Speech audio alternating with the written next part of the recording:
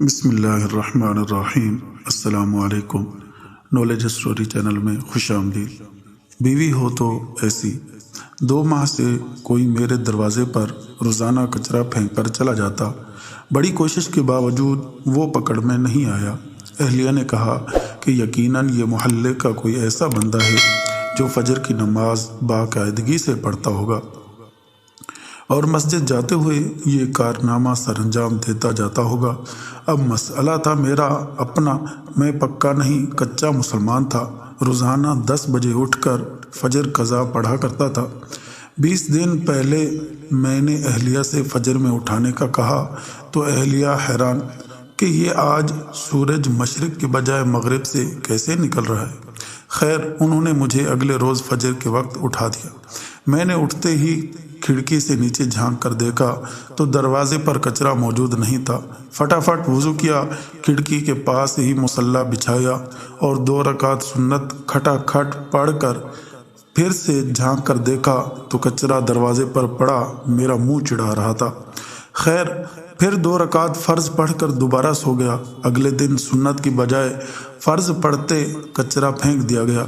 4 دن اسی طرح گزر گئے لیکن کچرا پھینکنے والے کو پکڑ نہیں پایا۔ 5ویں دن اہلیہ کہنے لگی، ماشاء اللہ، آپ اب تو فجر کی نماز پڑھنے لگے ہیں تو مسجد میں باجماعت نماز پڑھ لیا کیجیے۔ بات دل کو لگی اور 5ویں دن سنت گھر میں پڑھ کر جماعت سے 15 منٹ پہلے دروازے پر کرسی لگا کر بیٹھ گیا اور محلے کے نمازی حضرات کو آتے دیکھنے لگا کہ کس نمازی کے ہاتھ میں کچرے کا شاپر ہے۔ لیکن افسوس، سارے خالی ہاتھ آتے دکھائی دیے۔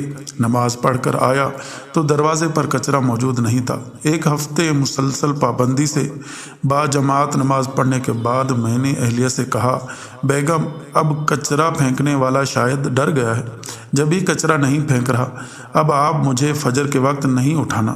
اہلیہ کچھ نہیں بولی۔ اگلے دن اہلیہ نے تو مجھے نہیں اٹھایا، البتہ میری خود آنکھ کھل گئی۔ کھڑکی سے جھانک کر دیکھا تو کچرا دروازے پر موجود تھا۔ ٹائم دیکھا تو فجر کا وقت تو باقی تھا لیکن جماعت نکل چکی تھی۔ اب اگلے دن پھر وہی معمول تھا۔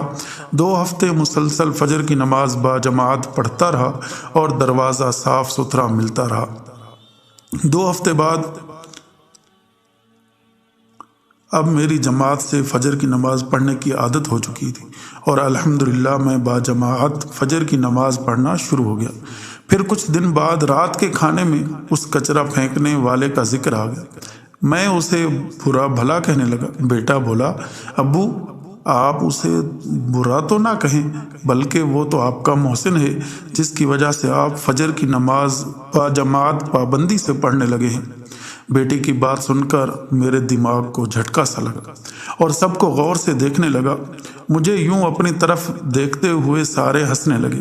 بیٹا کہنے لگا، ابو، آپ کی وہ محسن اور کوئی نہیں بلکہ امی ہیں، آپ امی کا شکریہ ادا کیجیے۔ میں نے اہلیہ کو دیکھا تو کہنے لگی، جب گھی سیدھی انگلی سے نہ نکلے تو ٹیڑھی انگلی سے نکالنا پڑتا ہے۔ یہ سبق ہے سب بیویوں کے لیے کہ وہ چاہیں تو اپنی اولاد کے علاوہ اپنے خاوند کی بھی تربیت کر سکتی ہیں، ہاں اگر وہ خود تربیت یافتہ ہوں۔ کاش کہ یہ بات تیرے دل میں اتر جائے۔ ویڈیو اچھی لگے تو لائک کریں، اپنے دوستوں کے ساتھ شیئر کریں اور چینل کو ضرور سبسکرائب کریں۔ Thanks for watching. اللہ حافظ۔